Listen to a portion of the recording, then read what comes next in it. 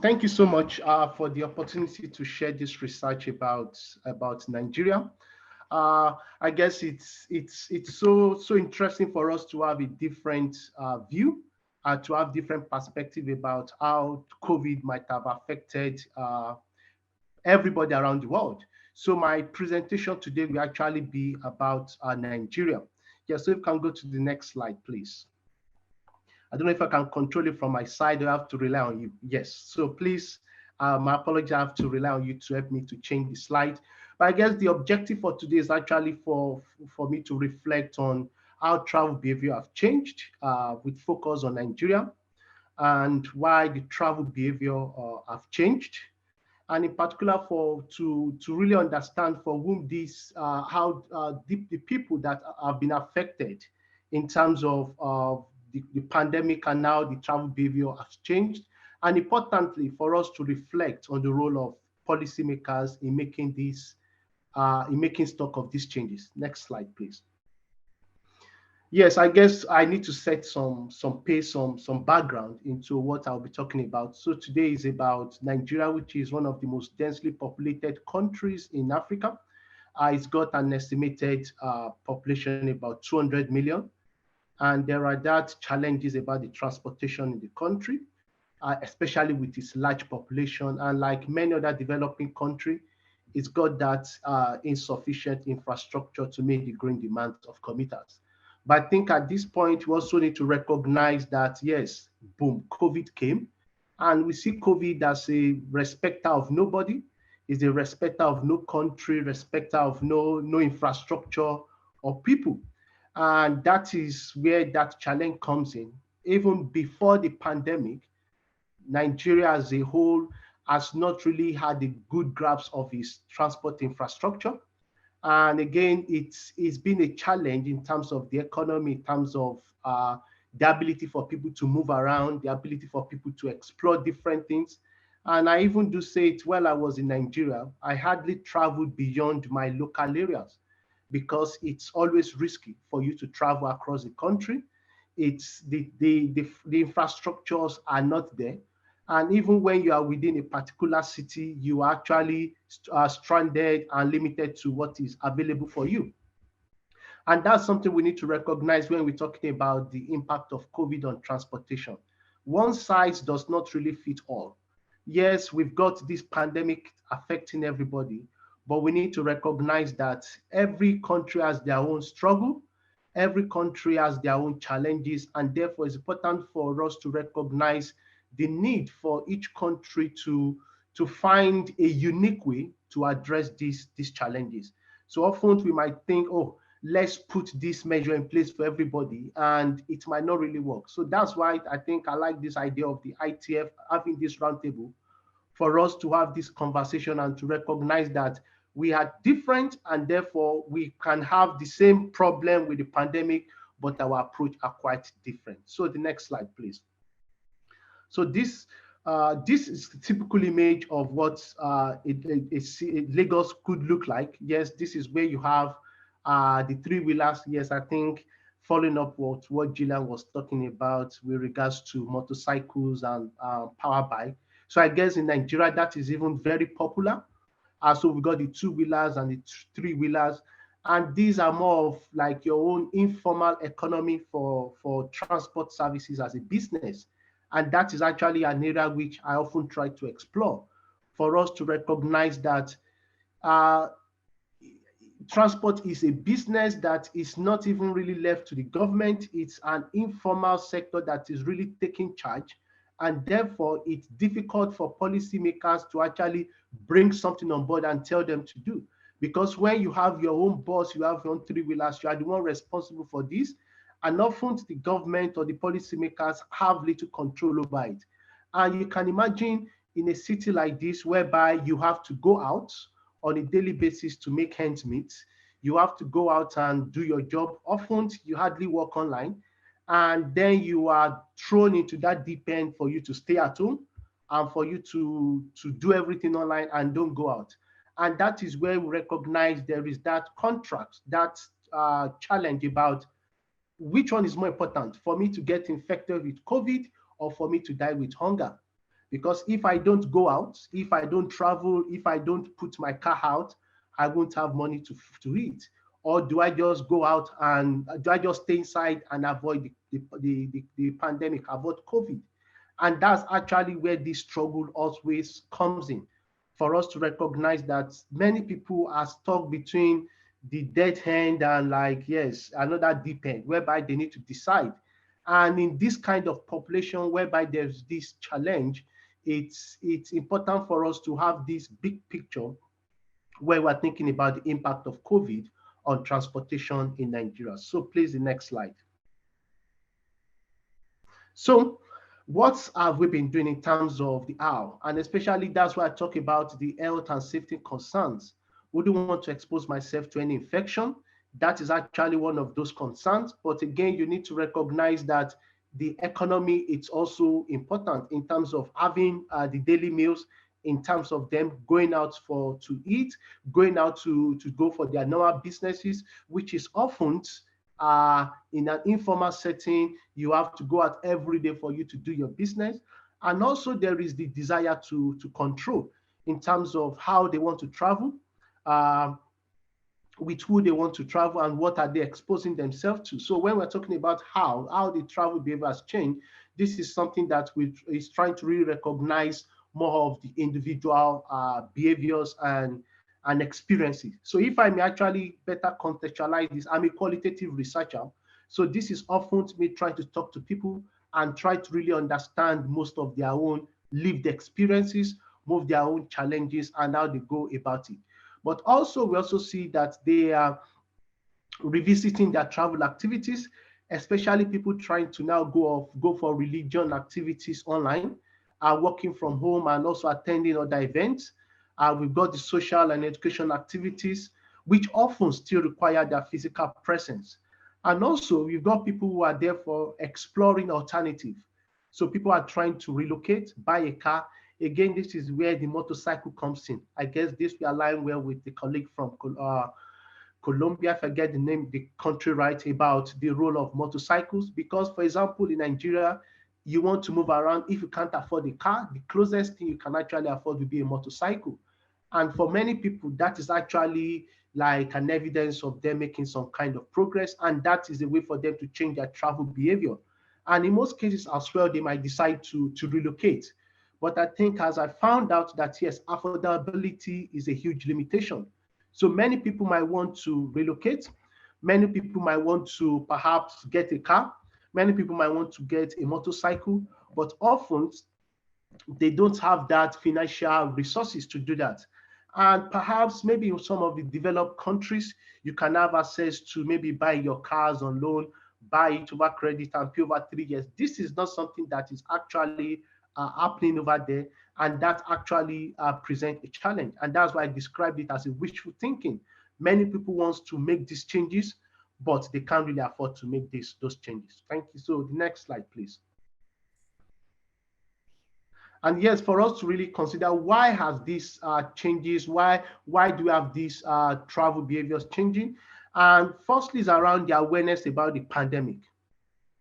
Often you have this idea that, is this something real? Is this something that we have to take serious? Because many people believe they don't have an option. So for them, COVID is actually not is actually not on the top priority. For them, it's actually more about the survival. And when you talk to people about COVID, about washing your hand, about staying at home, about working from home, about reducing your journey and all those things, for many people, they do not have an option. And that is actually affecting why they are changing, or often not really changing their behavior. And also, the challenges about the prospect of exploring teleactivities. So when we're talking about teleactivities here, is about maybe online classes, shopping from home, trying to book an appointment with your GP instead of you going to the hospital, trying to do some online shopping, trying to attend some activities, social or religious activities online. Yes, so those things are also changing. People are exploring these teleactivities. But when it comes to travel mode ownership, yes, many people think about getting a car. But like I said before, it's about the ability to afford it. Yes, because this is a place whereby you don't really have much of that luxury to afford a car, and they want to stop using the public transport or take Uber. But remember what I said earlier on is about the affordability, and that is what comes around with the demographics about what people can afford to do in the knowledge of the pandemic and the knowledge of changing their travel behavior. So some people will feel, you know what, I'm very much aware about this pandemic. I believe it's serious. Therefore, I will stop using public transport, then I will take Uber. At least I know I'm safe. Why some people will believe, you know what, I can't just be bothered. I don't have the money to take Uber, and we have to go and use the public transport. And when you actually explore the experience of the travel owners, the travel operator, remember I said earlier on, these are informal economy. Maybe unlike the developed countries whereby you have the government reimbursing them, you feel the transport company can say we have to take one person on a roll and we can have the spaces. Think about somebody who has this bus on his own as an informal transport operator who do not have the luxury to have 7 passengers instead of taking the usual 14. And they will be telling you who will pay for the remaining 7 if you tell me to space people. And also you have people who are ready to sit in the space of 14, even though the regulations or the policy said, oh, this bus should take only 7 because of the pandemic, space everything out. And that is where that challenge comes in between the business owner who wants to make money, like, yes, who will pay for the remaining 7 if you tell me to only take 7? And also the commuters who wants to get onto their space, to their place of work, and therefore will not mind staying 14 altogether in that bus. And that is where we need to recognize the social economic situation about the work infrastructures and attitude towards active mobility. I think last month at the ITF summit, we're talking about walking, and I told the group that, you know what, in Nigeria, walking is not really a choice. It's not something you can say, you know what, I want to walk. It's often like compulsion. You have to do it, because if not, what else do you have to? And that's where we recognize about the social economic situation about people not even able to afford the public transport, because the informal transport operator has increased his fares because he now needs to, make more money because he needs to make some changes, and people cannot really afford that, and therefore some might choose to walk. They walk to the nearest bus stop for them to reduce their cost of transportation and perhaps join the public transport from there. Next slide, please. Yes, and when we're actually talking about whom has this travel behavior as to group has really been affected, and I think it's for us to recognize the schools, work, social, religious, and shopping activities, especially around the social activities and the religious activities. I must say Nigeria is a very social place. It's also very religious, and therefore people have this challenge about going to a church or going to a mosque, doing it online.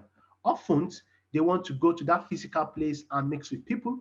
And also, when we talk about the social activities, you have the weekend parties. People will actually not want to do their parties online. They want to invite people. And again, that's where we literally need to understand the travel needs of people.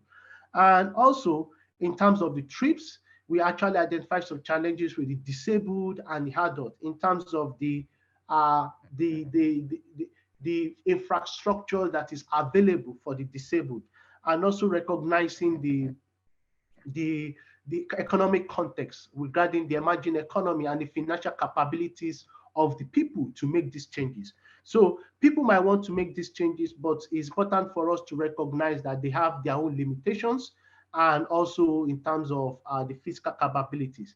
But we also identify some variation across the country, especially the willingness to relocate. Yes, relocate in terms of getting closer to your work, or relocate to places whereby you can afford to walk around, or perhaps to stay. And the problem here was the challenge about the work. And that will lead me to the next slide, please. The next slide, please.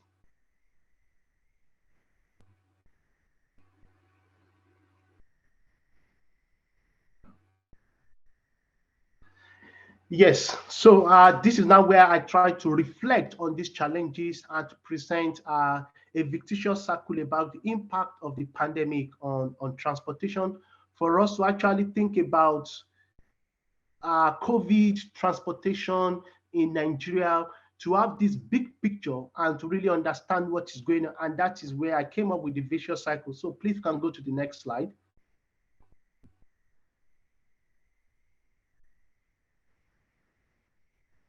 Oh, yes. So this is actually something that I really want to spend time to really explain in terms of the teleactivities, the ownership of transport mode, and the work location choices. So here you see that you've got the country right in the middle in terms of the informal economy, is a developing country, and also an emerging economy. So those are the things that you need to really understand when we're talking about Nigeria.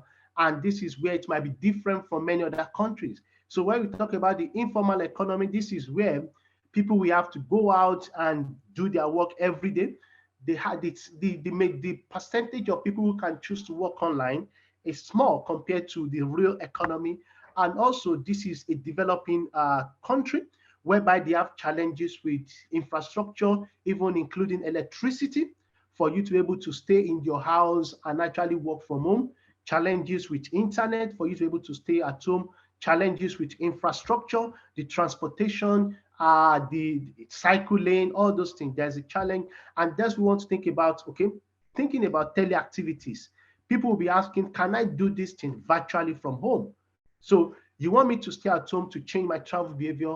Can I actually study from home? Can I work from home? Can I do my shopping from home? Even ordinary shopping, when you don't have a postcode for you to say, bring my shopping to this place. Often you have that challenge about shopping from shopping online, because there's that problem with the delivery, the problem with having the right address to bring that. And also we need to recognize about the ownership of transport mode. So people think, if I can't do this thing in my house, I need to go and work. So that actually comes to the work and home location choices. So if I can't do this thing from my house, I need to go to it physically. How do I go to the place physically? How do I go to my shop physically to buy my food? How do I go to my school physically? How do I go to my place of work physically? How do I go to my church or to my mosque? Therefore, people start thinking about their ownership of transport mode. But when you think about that, again, the next block there is the affordability. So I want to travel to my place of work. I want to use my own car. But can I afford it? So if I can't afford it, I actually stay back home to where I am in terms of the home and work locations. So people therefore still go in that virtual cycle. So if I can't really uh, work from home, therefore I need to stick with what I have. So I can't work from home. I need to manage what I have till I work from home, or till I'm able to look for a contract or another job that can allow me to work from home. Does my teleactivities allow me to do that? And that is actually where that vicious cycle comes in. People want to work from home because they feel that is important, is needed now. But also you recognize the informal economy. You recognize, wow, I need to go out and work. Therefore, you want to think about owning a transport mode. But you think about the affordability, you might actually stay at home, or you might actually go and stay where you work. So this is something that presents a virtual cycle for transportation. And this is something I developed further in the next slide for us to think about the real implication. The next slide, please.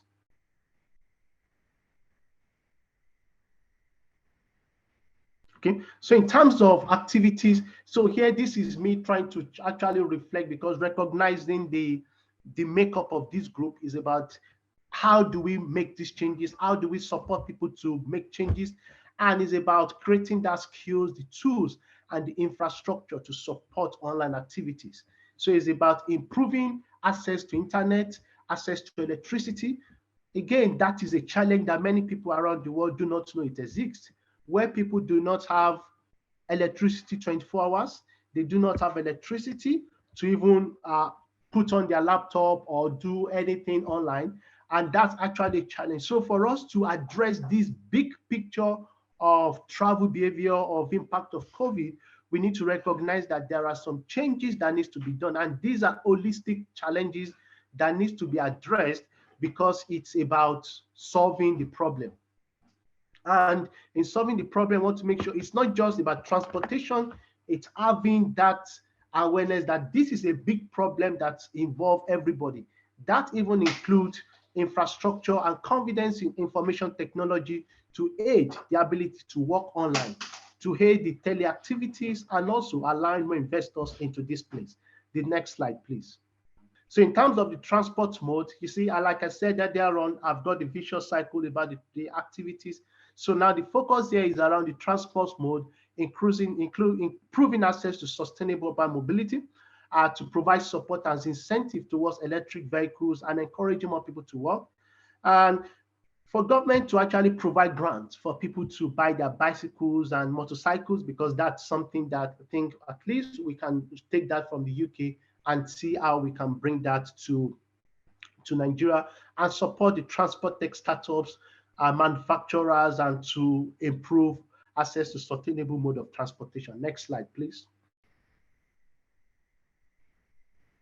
Yes, and this also around the residential location choices. This is around the need for the built environment to be designed in a way that can enhance people to work and people to balance their work and their location of activities. And this is perhaps a long-term implication, which could be supported by maybe high-speed rail, improving facilities, bringing it closer to people to reduce their walking. The next slide, please. So in conclusion, the travel behaviors are changing, but this is being influenced by affordability, convenience, and awareness. Awareness about what they can do, affordability about what they can afford to buy in terms of transportation, in terms of where they can afford to walk, the travel activities, the tele activities, and in terms of convenience as well. Recognizing the long-term effect of this pandemic on work and home. And also, I see that yes, it's the desires and the dreams of the commuters are there, but this is often a challenge, especially when you consider the inherent challenges with what's going on in the country. So the last slide, please. The next slide.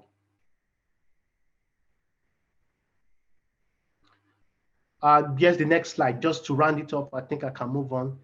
Yes, I think this is actually based on the research that I've conducted. So this is actually based on this research on wishful thinking and also addressing the long-term implication of transportation. So this is actually available for you, open access for you to read and for you to understand more about these things I've discussed. So like I said, this is just an overview, but if you want to gain more insight about the methodology, about the theoretical and the policy implication, it's available there. That should be all from my side. I think the last slide is about my details. Last slide, please. Yes, so that's all from my side. So thank you so much for your attention. I look forward to your questions.